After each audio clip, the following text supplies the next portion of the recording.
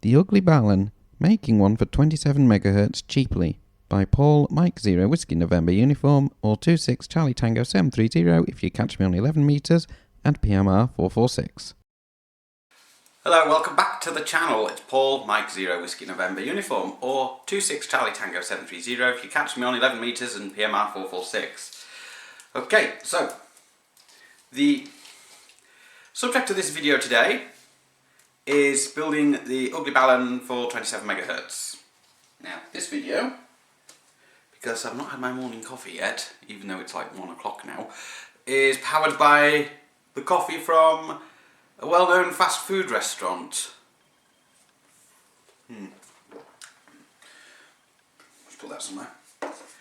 So, I'm not quite awake, but because as soon as I woke up, I left the house and went straight out to B&Q to buy that. Now, this is the same sort of plastic coupler that I use on my other two 27 MHz Ugly Baluns. Therefore, it keeps them the same. So it's 5 turns of RG58 onto this, held on with some cable ties. Now, I've chose black cable ties because they won't degrade under UV as much as the white ones do. And I found some RG58 I'm going to use. It's quite a long one, but that's okay. It's a cable that it was chopped thanks to the neighbour at my previous QTH when it got a bit huffy about me having an outdoor antenna for 2 metres. So I had to chop it and relocate the antenna back inside, which was not really ideal. I did not want to do that. And, you know, unfortunately you do get intolerant neighbours. But I've not had any problems so far here. In the couple of years I've been living in this QTH. So we'll go back to the subject at hand, which is making this. Now it's 5 turns on here. Now they need to be as close as possible, so to where my thumb is counts as 1 turn. And it also needs to be as tight as possible. So 2 turns, 3 turns, 4 turns, and finally 5 turns. 5 turns of this cable on this plastic tube. Now, the main thing you've got to make sure is that the 2 ends don't touch, and also you've got to make sure that it doesn't touch any part of the antenna either. So that I'll be looking into when it goes on the antenna. That's not for this video. So once you've done your 5 turns, you will need to fasten it on with some cable ties, which you will thread through the inside of the tube without dropping the cable tie on the floor, because you've got to try and hold this to make sure it doesn't try and uncoil itself. If it does, don't worry too much, you can always rewind it. So I'm going to put it down on my lap and thread the cable tie through, because it's the only place I can get this to go without the coils uncoiling. And then tighten up the cable tie as tight as I can get it. And I've chosen 3 cable ties because, well, that's actually all I really had, to be honest. So I'm going to repeat that again with the other 2 cable ties I want to use. Now you've got to make sure the cable ties will actually fit through this tube and will be long enough to go through the tube. Yeah, the only drawback is it will try and keep uncoiling. Try not to let it uncoil,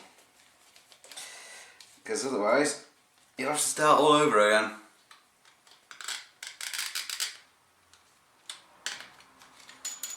So, just make sure that's all good.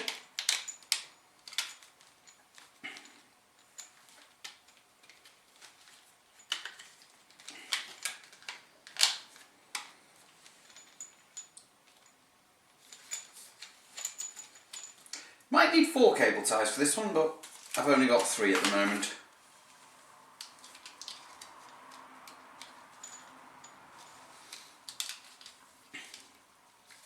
This is how I did it on the Ugly Balun for the spider antenna. I used 3 cable ties over the top like this. Right.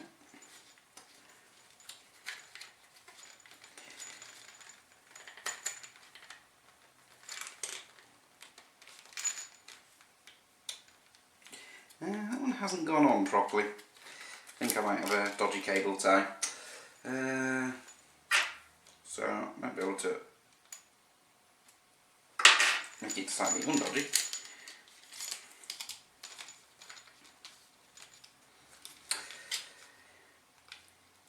And hopefully that's gone through correctly.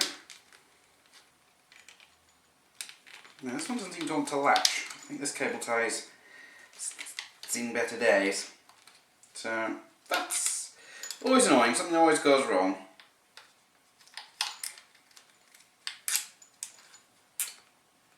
Now it's starting to bite into the little clicky bits on the cable tie now.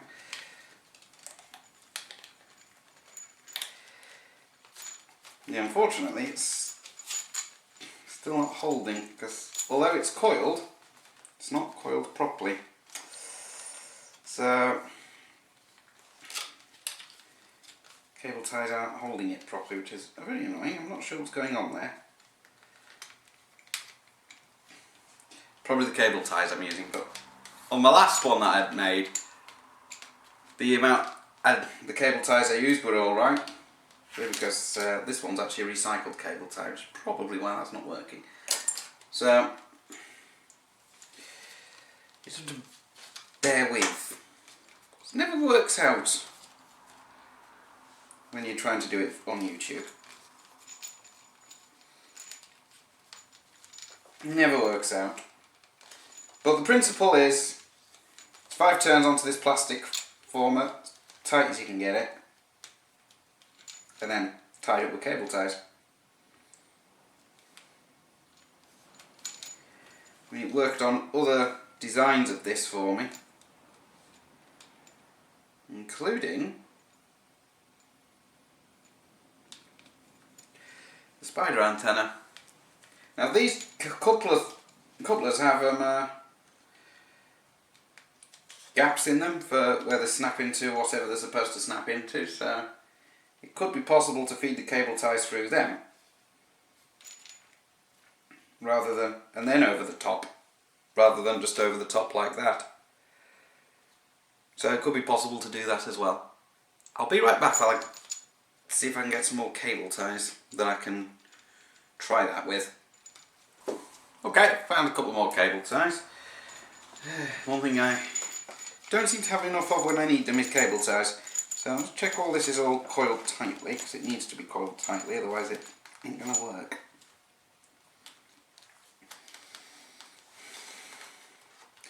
Make sure it's all tight and not going to go anywhere, because if it's not tight, it won't have the desired effect. Now, as I was saying, in these little couplers there's these little cut-out notches. I'm not sure if you can see that.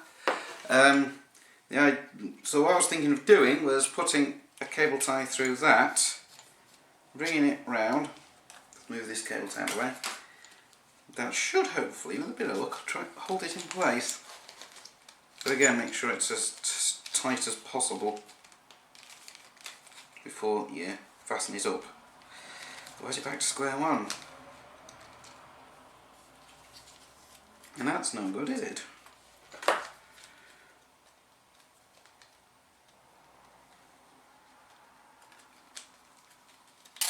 Let's see.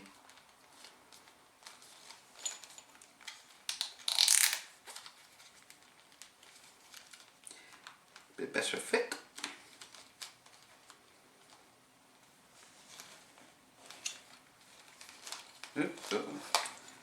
Starting to come undone again. That's one of the drawbacks of doing this. It will try and come undone on you. So ensure it's still pulled nice and tight and don't let it come undone. Ensure you've still got your 5 turns, don't let them overlap, just make sure they're closely spaced and you're good. So I'm just going to grab the other cable tie I just had. I believe it was that one. Repeat the same thing. Through the gap on there rather than over the top.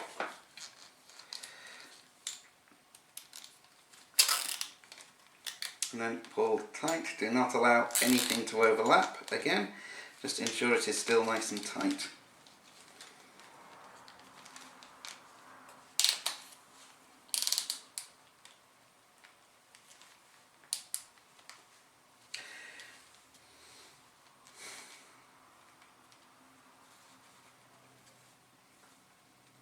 I need to pull that one a bit tighter with the pliers if I can, but it's actually holding better.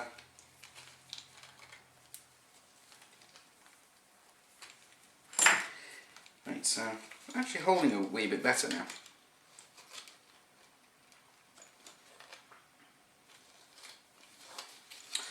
Okay, just gonna check that's all tight again. I'm just gonna move that across. Move the original cable tie I put on there across, and then what I'm going to do is grab. There was another cable tie out of that set, which for whatever reason has been looped over like that. So I'm going to have to unpick that one. That's a bit annoying. I grabbed it and didn't realise it was looped over until just before I started filming. So you can unpick cable ties a certain amount of times. Unfortunately, once you've exceeded that, then they don't work anymore. So, not something I advise doing too often. So if you can get in there to unpick it, great. If you can't, you can't. That's not so great.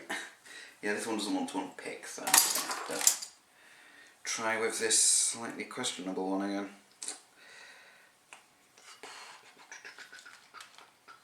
Make sure everything's nice and tight.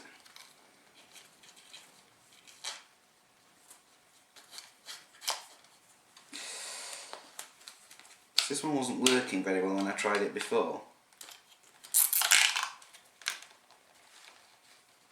And it's still not working, it's just still springing out, which means it is kaput. It's held, but it's not holding like I want it to, and the coils are undoing, which is very annoying. So I don't want the coils to undo. Because I need to get rid of the common mode currents that are on my Boomerang antenna.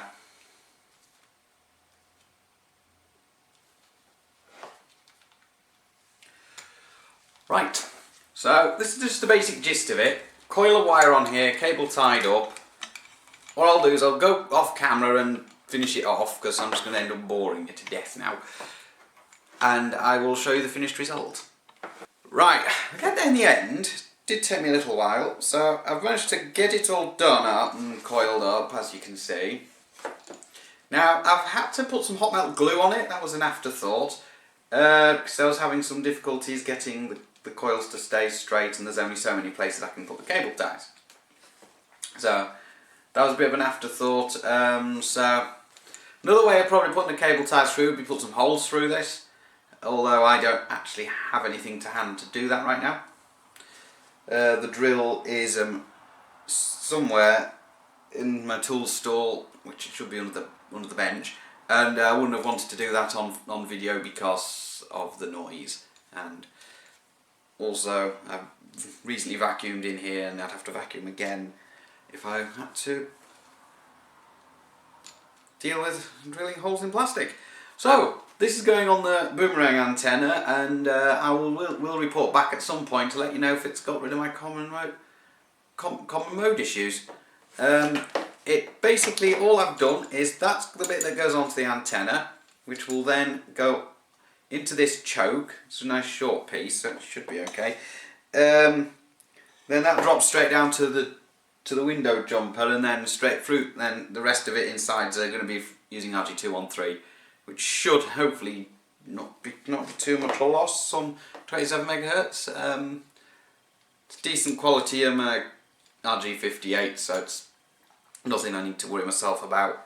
So there shouldn't be too much loss. I wanted to use this length because that way I wouldn't have to use a coupler and another piece of cable somewhere. So I'll give this a go on the Boomerang once it's up in the air again for testing, and I will report back. So, how to make one of these. This plastic tube is available from B&Q. There's a link to it in the description below. It's a Floplast drainage coupler, I believe is what it's called. So if you want to search B&Q's website for that, you can do. Not sure whether our friends in the States would be able to get something like this. They probably could from the Home Depot, which is essentially the same thing as B&Q, from what I understand. It uses the same logo, colours and everything. But it's not related to B&Q in any way, but it is basically the same sort of thing. It's a hardware store. So this only cost me about £6 actually.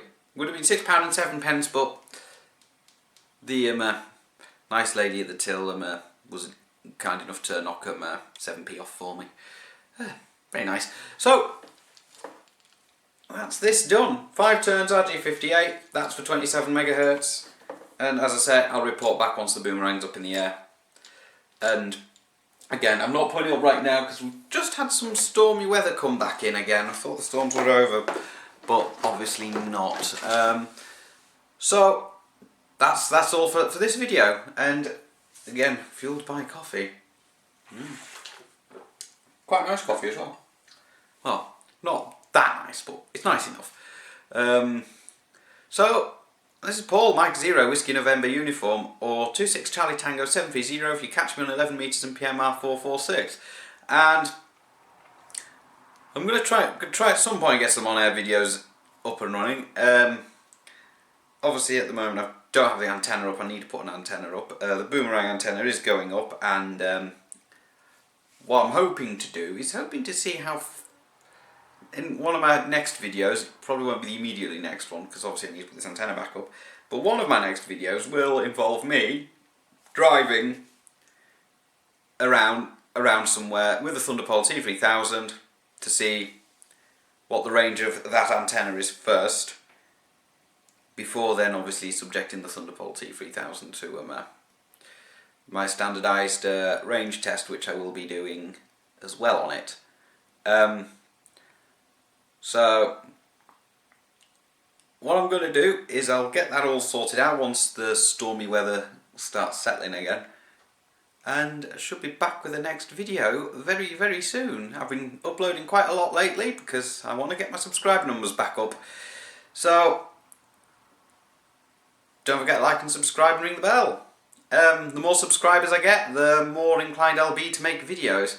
Although at the moment I'm inclined to make the videos because I obviously want you to subscribe. And, you know, it'd be nice. And I'm planning something nice for the 1000th subscriber. Obviously that's a little way off, so I've got plenty of time to plan that. So I'll catch you in the next one. 7-3 for now. Don't forget, you can subscribe to this channel and ring the bell to be notified of new videos as I upload them. 73 is from Paul, Mike 0, Whiskey November uniform, or 26 Charlie Tango 730 on 11 metres and PMR 446.